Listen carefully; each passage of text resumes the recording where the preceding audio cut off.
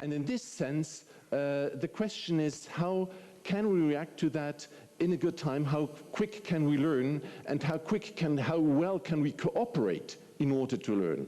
And this seems to be an important difficulty, because traditionally we see that everywhere tourism is quite a fragmented industry. And cooperation that depends on countries sometimes is quite difficult. And I think we have a strong need to improve cooperation. We see that in the Alpine Convention, where the cooperation also between the different countries is not an easy thing, and it is important to learn how to exchange experiences. It's not just about making a database of good practices. It is how to really develop mechanisms, how to learn from each other. And we see also that there is within the Alps a difficulty, because the local conditions are quite different. In France, where there have been big investments in big skiing stations, whereas in the Eastern Alps, tourism has grown in another way. So I think looking at the ways in which more coherent public policies, as Mr. Agrawal called for, can be built.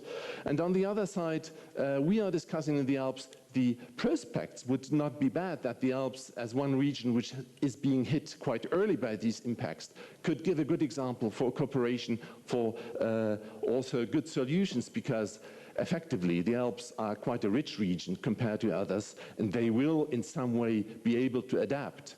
However, how much can this adaptation in the Alps be an example for other adaptations, for other ways to cooperate, and also for experiences, how to deal directly with that, also in mitigation? We think that such a large public of people coming to the Alps could also be used more efficiently in terms of spreading the message.